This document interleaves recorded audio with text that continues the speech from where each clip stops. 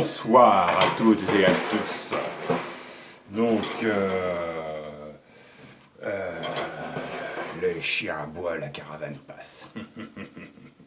J'en profite pour faire cette vidéo maintenant parce que je suis toujours en mode avec une épée de Damoclès, où c'est assez paradoxal, où je retrouve un petit peu de sérénité depuis peu, alors que j'attends encore mon jugement. Mais bon. Alors, absurdité contemporaine, le non-sens et d'immaturité générale ambiante me laissent sans voix. Alors récemment, dans les dernières semaines, j'ai revu des films comme le remake par la trilogie de la planète des singes, le film Divide, je sais pas, post-apocalyptique ou juste voilà.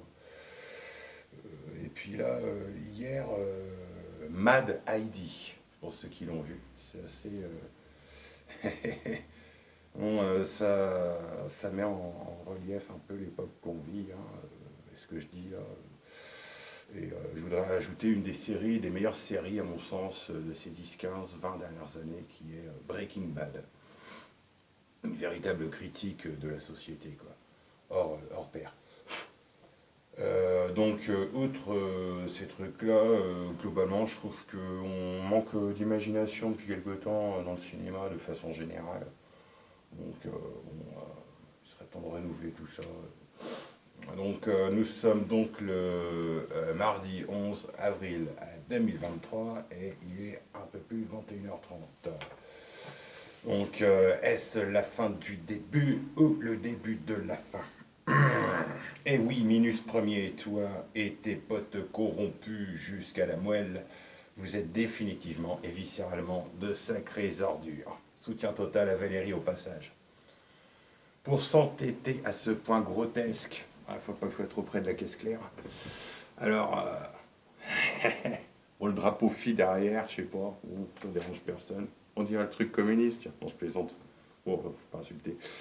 Pour s'entêter à ce point grotesque avec une réforme odieuse, malhonnête, inutile, destructrice et surtout très impopulaire, en substituant une avalanche de 49.3 au débat démocratique parlementaire, tout en se pavanant dans pif, playboy, têtu, et en nous imposant en prime une ultra-violence décuplée, tant via les éléments langage ordurier des éditorialistes mainstream si bienveillants, qu'à travers les boucheries policières sans nom à l'encontre des mouvements sociaux plus que légitimes, sans parler de l'implication coupable, car intéressée, dans le conflit russo-ukrainien par la livraison d'armes, de munitions au régime de Zelensky, ne pouvant qu'aggraver la situation déjà bien préoccupante. J'appelle ça le vide politique absolu. Ou bien du grand art, ça dépend. Alors, la Macronie se meurt alors? Oui, madame. Avec comme ultime défense dans son agonie, l'usage démesuré et potentiellement criminel de la force, le dénigrement, la négation, l'inversion des rôles en mode accusatoire, la propagande permanente et la diversion. Notre histoire commune étant rythmée et imposée quotidiennement par l'AFP.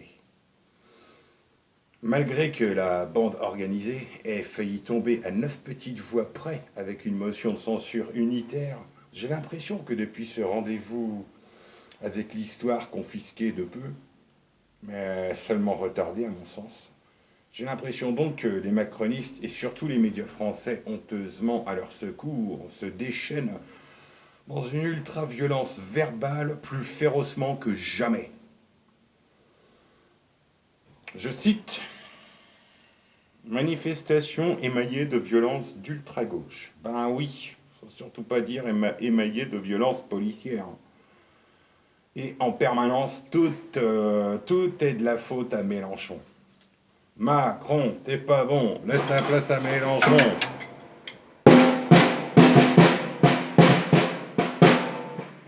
Bon, alors Moussa Darmanin, paraît que tu veux dissoudre les ZAD et même revoir les subventions de la LDDH.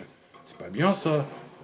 Mais dis donc, ne préparerais-tu pas pour 2027, toi? Hein, gros coquin? Alors, la seule violence que je constate vient de l'exécutif, quand l'État lui-même devient terroriste. De mon constat donc, et de mes expériences personnelles, je dirais que ça fait un peu plus de 11 ans que ça dure. Avec les épisodes marquants de l'évacuation musclée des indignés à la défense fin 2011, d'une part, et l'extrême répression barbare de fin 2012 à Notre-Dame-des-Landes, à laquelle mon père et moi avions été témoins, et où je faillis être éborgné un certain 24 novembre 2012, dans ce qui ressemblait déjà à une guerre. Petit aparté, mon ancienne dépression, récemment derrière, avait réellement été enclenchée à travers la double trahison de François Hollande entre le 9 et 16 octobre 2012. À savoir, 9 octobre 2012, signature du TSCG, qui reniait ses engagements pour les présidentielles de 2012. Cet ennemi sans visage, la finance. On se souvient de son discours au Bourget en janvier 2012. D'une part, donc, ça, voilà, il perpétuait le traité de Lisbonne, donc première trahison. Et une semaine plus tard, le 16 octobre 2012, ce fut le début de l'opération César, menée par Jean-Marc Ayrault, alors Premier ministre, ancien maire de Nantes, et Manuel Valls en tant que ministre de l'Intérieur, qui allait par la suite devenir Premier ministre, avec tous les drames que l'on sait. Alors, outre l'instrumentalisation odieusement assassine des forces de l'ordre sur ces 15 dernières années, c'est-à-dire depuis 2008, via la haute trahison de Serco et son traité de Lisbonne, je dois dire que les tristes événements de Sainte-Soline font écho en moi. Accab, mort aux vaches, ni oubli, ni pardon.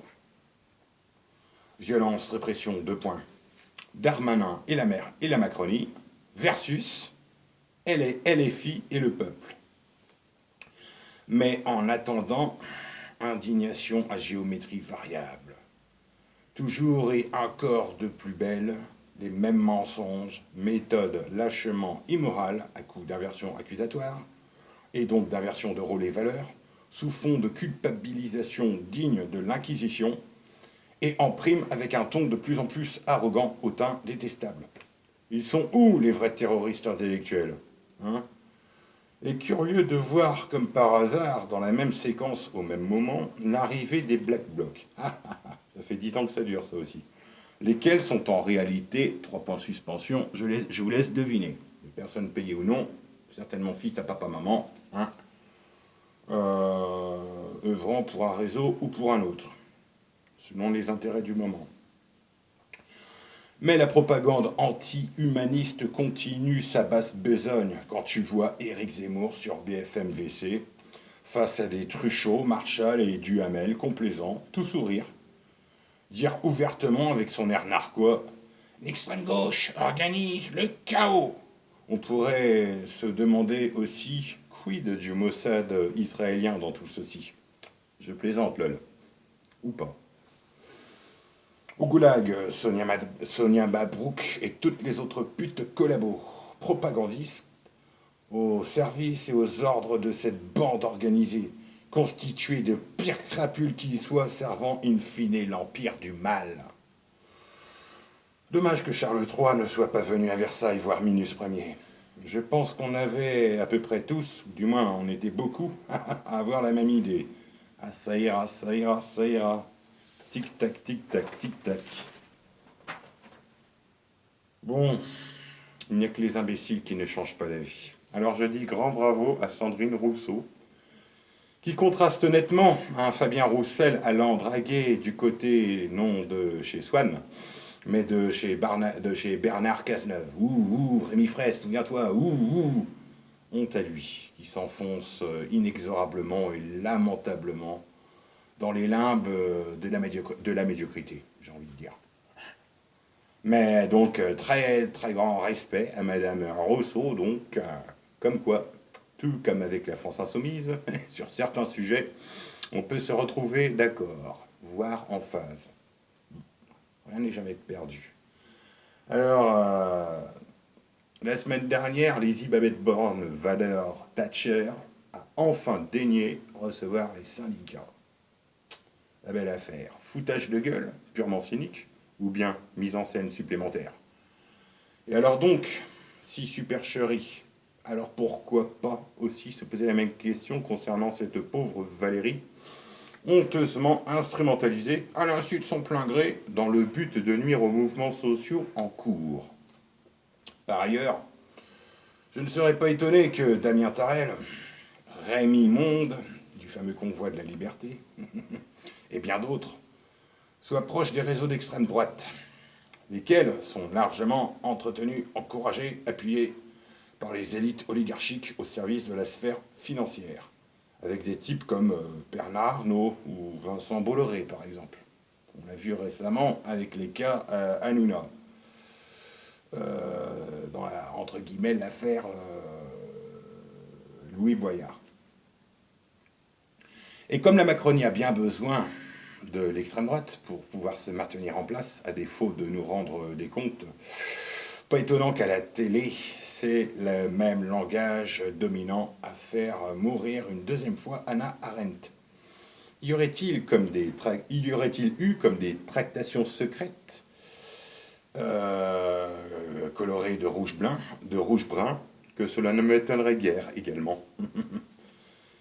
Et quand j'ai récemment entendu Jacques Attali s'exprimer sur je sais plus où, sur la situation globale, mais en France en particulier, à ce moment-là, j'ai compris pourquoi il n'avait été tant si critiqué depuis au moins une dizaine d'années sur les mêmes réseaux sociaux complaisants. Certainement par les mêmes acteurs trolls, payés ou non, agissant pour un ou plusieurs réseaux d'extrême droite. Acteurs agissant parallèlement dans les milieux survivalistes, entre autres. Ben alors, Piero San Giorgio, il vient ou pas cet effondrement, hein, dont tu nous parles tant depuis 2012. Surfer sur la misère du monde et faire son beurre là-dessus en prime, moi je trouve ça petit, minable. Le survivalisme de ces 10 dernières années aura été, in fine, et est encore une forme d'égoïsme et de repli sur soi. Valeur justement prônée par la droite dure, ou la droite extrême, et l'extrême droite. Et j'oserais dire même une autre forme de diversion sous forme de chacun pour soi et Dieu pour tous. Ça rejoint le néolibéralisme. Et que dire de certains acteurs équivoques issus des mouvances spirituelles actuelles, ce parent du masque trompeur de, par exemple, constructeur du Nouveau Monde, là aussi une sacrée brochette d'arnaqueurs. Alors, pour reprendre, je ne sais plus dans quel truc, ce que nous savons est une goutte, ce que nous ignorons, un océan. À bien des égards, la sphère néo-spirituelle sur le web aura eu un rôle de diversion en vue d'éloigner les individus de l'action politique nécessaire, j'ai envie d'ajouter. Et des exemples ne manquent pas. Alors, si la pédocriminalité existe bel et bien, en revanche, le pédosatanisme, l'adénochrome et GG Forêt sont de purs fake, de pures escroqueries, tout comme la Terre plate et les hommes reptiles. Tout ceci contribuant encore à fragiliser, troubler, égarer les âmes perdues. Le rôle obscur de Michel Marchand dans les affaires de haute corruption au sein de l'Élysée est lui bien réel. Je remercierai aussi au passage Emma Cruzy, que j'apprécie au début, qui par son ingérence depuis la Suisse, lors de nos élections législatives 2022, a appelé à l'abstention massive. Alors je la remercie par ce côté-là, Elle m'a donné des pistes de compréhension supplémentaires sur les réseaux en arrière-plan, par exemple. Sans parler des titres évocateurs sur YouTube du style... alors là, c'est le monde illusoire dans lequel on vit. Des titres du style... alors, En marche vers la répression. Bon, ça fait, comme j'ai expliqué, plus de 10 ans qu'on est en marche vers la dépression. Bah, non, depuis, on est en sur répression. Point virgule. En France, entre guillemets, en France, le pouvoir est-il hors la loi? Ça, je ne sais plus si c'est chez Tadaï ou un autre que j'ai vu ça. Point virgule. Sommes-nous encore en démocratie? Ou encore, d'après Florian Philippot, l'incroyable chute des covidistes? Eh ben, Florian, Flo, ça fait plus d'un an que tu nous annonces ça. Donc, j'ai envie de dire patientisme pour l'un et rassurisme pour le second. Quand on s'aperçoit, on ne peut mieux que cela fait plus de 10 piges que ça dure. Et que ça s'empire crescendo. Et qu'en fait, on tourne en rond, comme l'ouroboros, à savoir le serpent qui se mord la queue. Depuis bien trop longtemps, on a laissé justifier l'injustifiable, accepter l'inacceptable, banaliser l'imbanalisable, depuis l'état d'urgence en 2015 à la triste et hypocrite période Covid 2020-2022. Ce vendredi 14 avril, le Conseil constitutionnel rendra son verdict sur la dite réforme des retraites. On joue gros là sur ce coup. Fabius aura-t-il la même attitude que le 5 août 2021 ou bien se souviendra-t-il, comme Jacques Attali, d'où il vient? Politiquement, j'entends. C'est-à-dire de la gauche. De la gauche de fin 70, début 80. Alors là, nous aurons vu si c'est la fin du début ou bien le début de la fin. Alors, opposant à cette odieuse réforme droitarde nauséabonde, amis de la vie chère, tous précaires, adeptes de la taxe Tobin, lanceurs d'alerte, notamment sur les diverses formes de harcèlement moraux, citoyens lucides et engagés, de Sainte-Soline et d'ailleurs, défenseurs des libertés et vérités, indignés, nuit de boutistes, insoumis, gilets jaunes, jeunesse, vieillesse, travailleurs, chômeurs isolés, persécutés, au combat afin de débanaliser toutes ces exactions policières comme, de façon générale, avec le cumul d'abus du gouvernement, et donc afin de débanaliser la haute corruption, la maltraitance, et de débanaliser le mal, in fine. Et afin de retrouver le sens de l'éthique, de l'entendement et de la douceur, tiens, comme nous y invite étonnamment Ségolène Royal, que je verrai bien pour 2027, comme j'ai déjà dit. En attendant, emmagasinons en nous notre férocité pour que le moment venu, elle soit mise à bonne contribution. Et n'oublions jamais les railleries dégueulasses de ces 20 dernières années, de la France d'en bas de Raffarin en 2004 à je vais les avoir tous ces connards que j'ai d'ailleurs bien envie d'emmerder de Minus Premier en 2022. Sans oublier, en passant, le fameux ceux qui réussissent et ceux qui ne sont rien, c'est-à-dire les moins de 10, si cher à Louis de Vignac, dit-Duda. Oh purée, merci Greg Guillotin, t'es un génie, quoi. En dessous de 10 000, en dessous de 10 000 euros, en fait, t'es rien, d'après le personnage de Louis de Vignac, interprété si drôlement par Greg Guillotin. Alors les codes, signes et symboles sont flagrants, un peu partout, dès lors que l'on sait lire à travers les lignes. Bon, fallait que je glisse ça quelque part, alors je le cale là, quoi. Sérieux, en toute franchise, depuis le référendum du TCE en 2005, et surtout depuis 2012, eh bien, Heureusement qu'on a eu Méluche et les Insoumis. Hein. Parce que sinon, le paysage politique serait resté bien gris, d'une ringardise et entièrement en langue de bois. J'oserais dire, il y a les Insoumis d'un côté colorés et les has-beens grisonnants de l'autre. Et pour conclure cet épisode, je suis très curieux de voir ce que va produire la très tardive réintégration des soignants suspendus.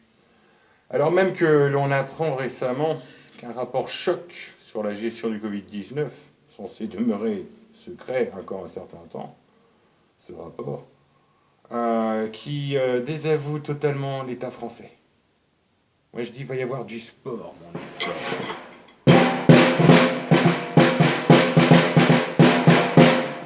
Ils l'ont dit à la télé. Pourquoi t'as pas la télé? J'ai jamais volé de télé. Allez tous vous faire... Oh non. Bisous, à bientôt.